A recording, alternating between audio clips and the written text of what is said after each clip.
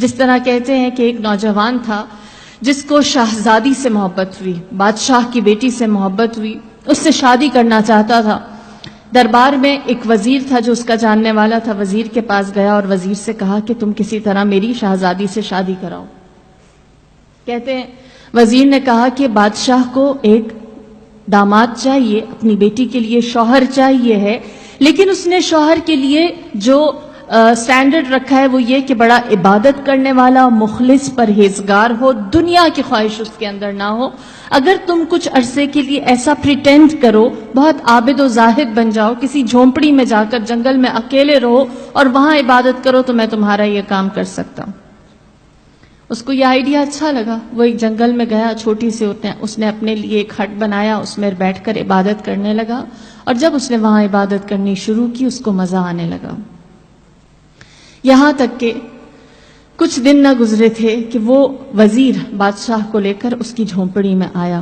بادشاہ اس کی جھونپڑی کے اندر گیا، جنگل میں اس کے چھوٹے سے گھر میں، ٹوٹے ہوئے گھر میں گیا اور اس نوجوان سے ملاقات کی، باتیں کی۔ بادشاہ امپریس ہوا اور اس نے کہا اس نوجوان سے کہ مجھے تمہارا عبادت کرنا، تمہارا تقوی اچھا لگا، میں چاہتا ہوں تم کسی دن میرے پاس آ کر محل میں ملو، میں اپنی بیٹی کے لیے شوہر تلاش کر رہا ہوں اور مجھے لگتا ہے کہ تم میرے آنے والے مستقبل کے لیے ایک اچھے جمائی، ایک اچھے داماد ثابت ہو سکتے ہو۔ جب بادشاہ نے یہ کہا اس کو اپنی خواہش مل گئی۔ اس نے فوراً بادشاہ کو جواب دیا اور کہا مجھے تھوڑا سا وقت چاہیے، پھر میں آپ کو رسپونڈ کرتا ہوں، آپ کی خدمت میں حاضر ہوتا ہوں۔ وزیر خوش ہوا، اس نے اپنا وعدہ پورا کر دیا۔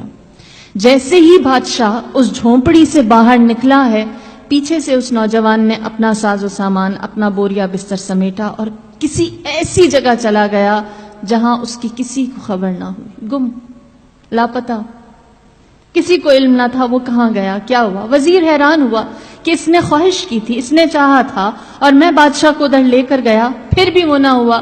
یہاں تک کہ بہت عرصہ گزر گیا، ایک ٹائم کے بعد اس وزیر کی ملاقات اس نوجوان سے ہوئی جس سے اس نے بادشاہ کی ملاقات کروائی تھی۔ لہٰذا اس وزیر نے پوچھا مجھے بتا جب تیری خواہش پوری کر دی گئی تھی تو کیوں چلا گیا، تو نے کیوں اپنی نیت، اپنا ارادہ بدل دیا اور اپنے اس ڈیسیجن سے ہمیں تم نے انفارم بھی نہ کیا۔